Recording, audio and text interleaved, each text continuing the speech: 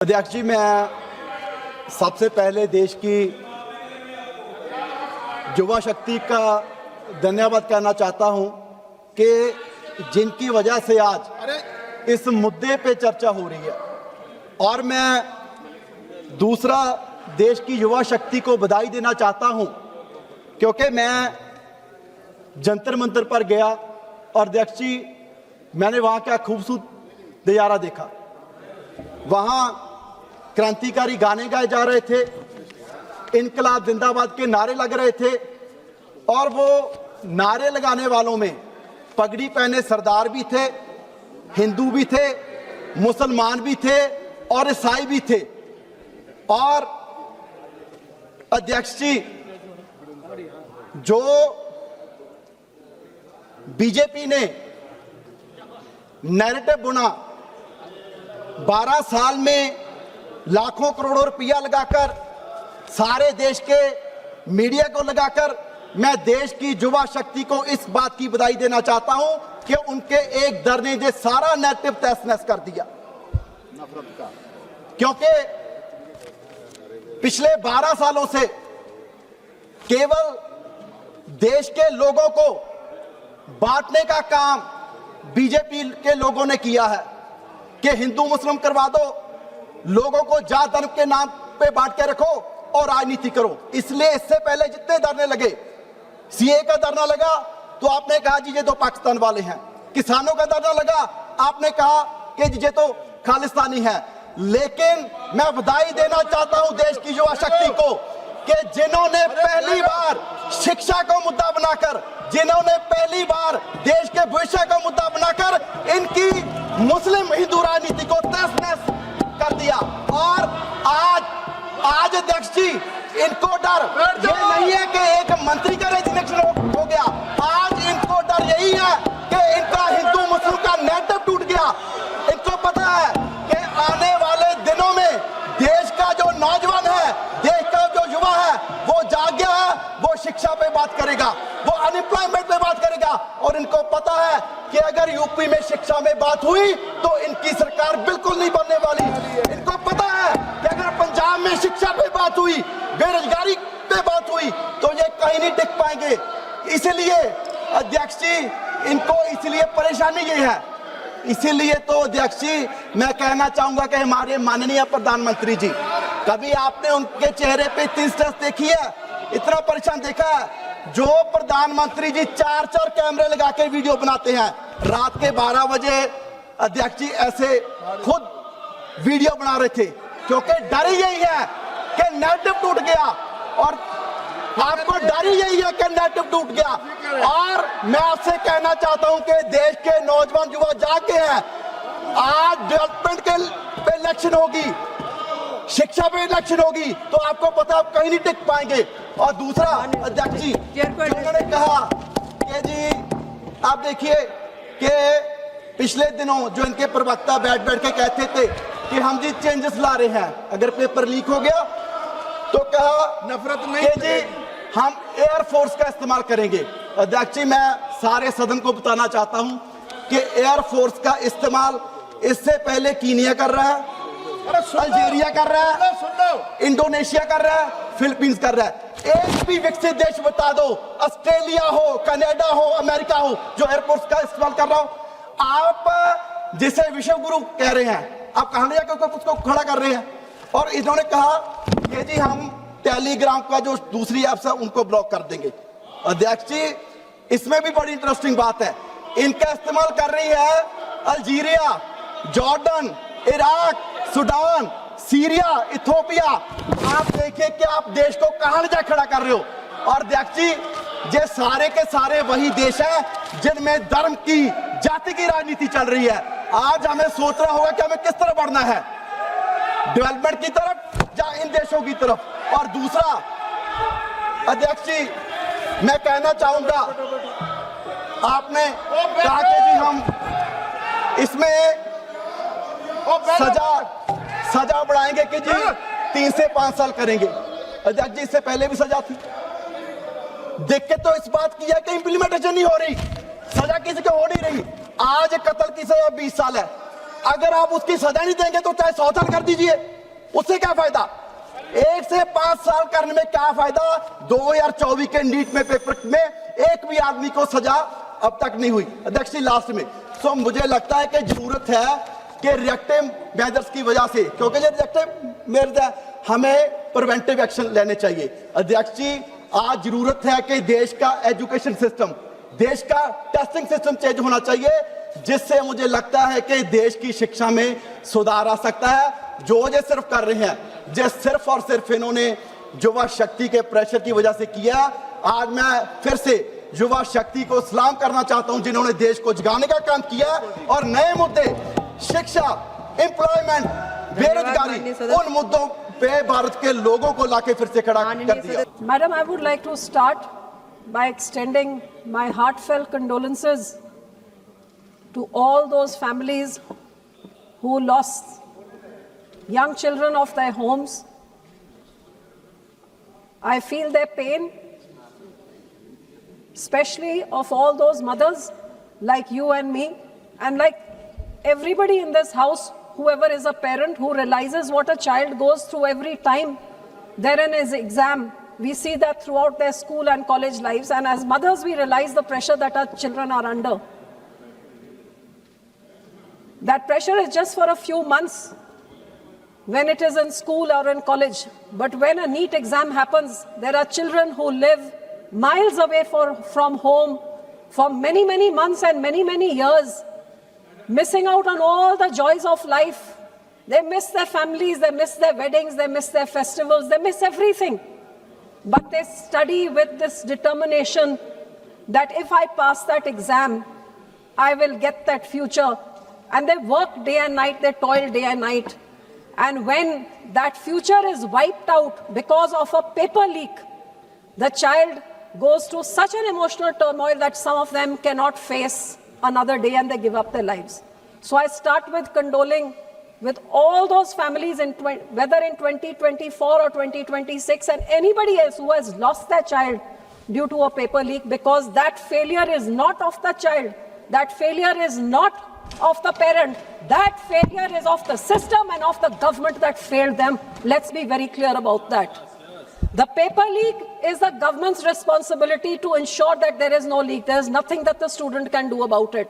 So it is the system that failed them. And while I'll condole that, I also salute all those thousands of children who came out in a dharna to protest against the systematic failure and woke up not just the government, but I think each one of us, that this democracy is alive, the youth is alive, and they will not stand for this kind of systematic failure anymore. But while I welcome this bill, very good that you have increased whatever you have increased, whether the jail term or the fines or put up a task form. But I asked this government that when has the rule or the jail term or the fines ever stopped, ever been a deterrent? So if there has to, if you're genuine about solving the issues is what that a student is asking or what the youth is asking, well, let's be honest and let's not do just a lipa poti of bringing in a bill and all of us talking about it and then tomorrow carries on as usual. Let's get the children together, the stakeholders together. Let's have an exchange of ideas. Each will tell what there is and then bring in a bill which will actually solve the problem. So, madam, while I say that this bill is fine, but I am sorry, it is not going to end any paper leak, and we all know that. But what is even more horrific than this is the paper leak took place, the children came out to protest, and the nation was stunned to see the way those children were treated by the Delhi police and the police in different states. I think that is what is absolutely shameful and which shocked the entire nation, that a peaceful protest, they were lathi charged and beaten, tear gassed, cannoned, and the way they were treated. And the thing is that there is no responsibility as to who gave the orders and who allowed them to do that. So while I totally condemn that, I think that dharna is not going to be complete until even people who give out orders like this to attack the youth, the future of our country, until they are also questioned. Madam, I would also like to thank the Gurdwara Bangla Sahib and Gurdwara Rakabganj Sahib, जिन्होंने अपने गुरुओं के आदेश पे पहरा देते हुए उन बच्चों को पनाह दी, उनको खाने को दिया, उनको रहने को दिया, उनका गेट बंद करके वो जो स्थान गुरुओं की सोच है कि मासूम और मजलूमों की रक्षा, वहां पे उनको रक्षा का एक स्थान दिया। लेकिन मैं इस बात का भी खंडन करती हूँ कि हमारे सिखों में ही से कोई ऐसे थे, ऐसे मंत्री सरकार के, जिन्होंने जाके गुरु के ऊपर उनका हुक्म हटा के सरकार का हुक्म थोपने की कोशिश करी और कहा इनका खाना बंद करो, पानी बंद करो, रहना बंद करो और सारे इंटेलिजेंस अंदर भर दिए। मैं उनका भी खंडन करती हूँ। लेकिन मैडम, जो पॉइंट पे मैं आना चाहती हूँ वो ये है कि बिल सारा कुछ करता है, लेकिन मैं ये पूछना चाहती हूँ कि ये बिल कहाँ पे सेफगार्ड करता है जिस सरकार खुद ही पेपर लीक को एक कमाई का साधन बना दे, तो फिर राज्य कहाँ जाए, छात्र कहाँ जाए और लोग कहाँ जाए।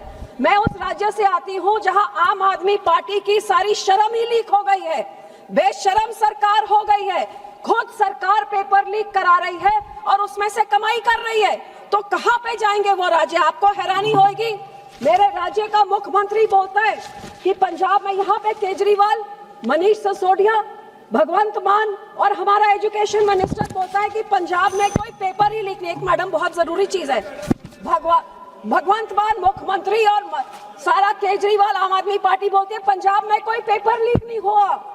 कब हुआ ही नहीं 5 सालों में, केजरीवाल कहता, मनोज सिसोदिया कहता है, जो कहता है साम दाम दंड भेंट से इलेक्शन जीतनी हो। जो हमारे राज्य पंजाब में कोई लीक होता तो हम एकदम मिनिस्टर को हम उसको रिजाइन करवा देते। तो मैडम, मैं ये आपके सामने और देश के सामने ये भगवंत मान का ट्वीट डेटेड 13 मार्च 2023, जिसमें वो खुद लिखते हैं कि पेपर लीक, मैं वो मैडम कंट्रोल, ये गोते जो बोल रहा है मुख्यमंत्री की पेपर लीक कभी हुआ नहीं। पेपर लीक यानी लाखों विद्यार्थियों के भविष्य के साथ धोखा, जिससे युवाओं के सपने टूट जाते हैं। हमारी सरकार पंजाब के युवाओं के सपनों और उम्मीदों पर सरकार है। पंजाब की टीईटी पेपर में जो हुआ लापरवाही, गड़बड़ियों बर्दाश्त नहीं कर जाएगा। मैं पुलिस को आदेश देता हूं तुरंत उनकी गिरफ्तारी की जाए। सो ये पेपर लीक हुआ और ये पेपर लीक पंजाब में 2023 का तो मुख्यमंत्री ने खुद एडमिट किया, लेकिन this is only one paper leak. The reality is कि पंजाब में every few months in 4 years there have been over 11 paper leaks, एक के बाद एक, और हर बारी सरकार लिपापोती कर रही है। जैसे 2021 से Punjab police sub inspector PSCB mid term class 12 के एग्जाम, जो एक ब्लॉग में मैडम एक यूट्यूब के चैनल में ही पूरा पेपर लीक हो गया। आपको हैरानी होगी, ये पंजाब में है। भगवंत मान शराब 8:30 बजे पी लेते हैं सुबह ही, तो फिर उनको सरकार क्या चलाते हैं अंदाजा लगा लें। मई 2022 में नैब तहसीलदार के एग्जाम में पेपर लीक, वहां पे डमी कैंडिडेट्स बैठे हुए थे। दिसंबर 2022 में एक और पंजाब स्कूल बोर्ड का पेपर लीक यूट्यूब में हो गया। 2023 में क्लास 12 का 12वीं का एग्जाम पंजाब बोर्ड का, वो एग्जाम से आधे घंटे पहले पेपर लीक हो गया और 3 लाख स्टूडेंट्स इफेक्ट हुए और कई स्टूडेंट्स के तो उनके मोबाइल पे सारा पेपर पड़ा हुआ था। उसके बाद टेट टीचर्स, जिसका ये मैंने आपको दिखाया कि उन्होंने दिखाया वो टीईटी टीचर्स का जो उन्होंने ट्वीट किया था, मैडम वो क्वेश्चन पेपर में ही आंसर छप के आ गया। ये सरकार क्वेश्चन पेपर कौन छापता है? बच्चे तो छापते नहीं है, और क्वेश्चन पेपर इस आंसर के साथ छप के आ गया और पूरा एग्जाम कैंसिल। जब वो 1 लाख स्टूडेंट्स के ऊपर क्या बीती, और जब उन्होंने प्रदर्शन किया तो डांगे से उनको लाठियों से मार के बुरा हाल। मैडम 2024 चढ़ा तो एग्रीकल्चर डेवलपमेंट ऑफिसर, ऐसा पेपर लीक हुआ कि छात्रों ने 1 हफ्ता पहले लिख के सीएम को भेज दिया ईमेल कि आपके सीएमओ में ही एक अफसर ने 22 लाख रुपए लेके हमारा ये पेपर लीक किया है। कोई एक्शन आज तक नहीं। पीएसएबी ग्रुप बी के टीचर तहसीलदार, उनके अफसर्स हुए दिसंबर 2024 में उनका पेपर लीक, और सबसे ज्यादा वो सीएम की अपनी कॉन्स्टिट्यूंसी में। और मैडम जब 26 चढ़ा, बाकी साल मैं छोड़ दो, मैं सिर्फ इस साल के आपको 2-4 बता दूं, सारी मुझे लगता है सारा हाउस ही हैरान रह जाएगा।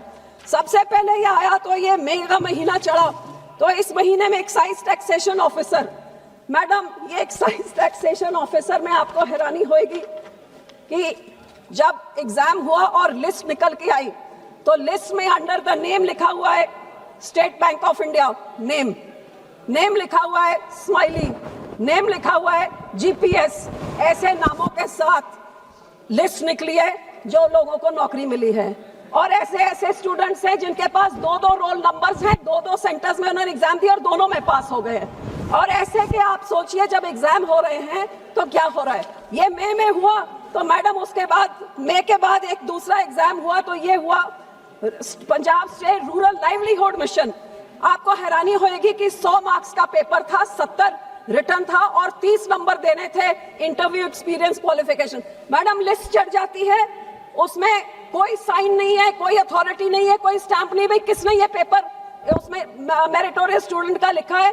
और इतना जबरदस्त घोटाला उसमें हुआ कि हाई कोर्ट ने बोला, गिवन ऑर्डर्स, हमारे अदालत ने स्ट्रिक्चर्स पास किए, all probe proceedings will be strictly held in the chamber of the जज। हाई कोर्ट को भरोसा नहीं, दे taken position of all record. और मैडम बाकी सब छोड़िए, जो सबसे पहले यहाँ पे जिन्होंने आके बोला कि हम डिसमिस कर देंगे, जो हमारे ये मनीष सिसोदिया केजरीवाल ने जब ये बोल रहे थे, उसी दिन पंजाब में Baba Farid university of health sciences में इतना बड़ा पेपर लीक फार्मासिस्ट का हुआ। और उस फार्मासिस्ट में अब आप देखिए ये सरकार एक पेपर लीक को अपने आप को बचाने के लिए उसको चीटिंग में कैसे कन्वर्ट कर रही है। सिर्फ 2 minute madam, I am ending. Paper leak हुआ, वहां पे बच्चे पकड़े गए जिनके कानों में डिवाइस था, वो हियरिंग वाला डिवाइस था और एक छोटा सा मोबाइल फोन था। जब ये पकड़े गए तो जहां पे इधर सरकार आके अब केजरीवाल भगवंत मान कहते हैं कि ये तो बच्चे चीटिंग कर रहे थे, किसी ने कैमरा लेके जाके लीक कर दिया। और मैडम ये मेरे पास FIR है, सबसे पहले 19 तारीख सुबह ये पेपर लीक पकड़ा जाता है और 20 तारीख शाम तक कोई FIR रजिस्टर नहीं होता, पूरा एक दिन निकल जाता है। और जब रजिस्टर होता है तो उसमें साफ साफ, madam just let me end in 2 minutes, साफ साफ लिखा हुआ है कि there is only a hearing device which was caught and no camera was caught. The FIR said there is no camera caught. So पूरा एक दिन लगा कि कैसे इसको पेपर लीक को चीटिंग बनाया जाए। So madam, this bill of yours does not safeguard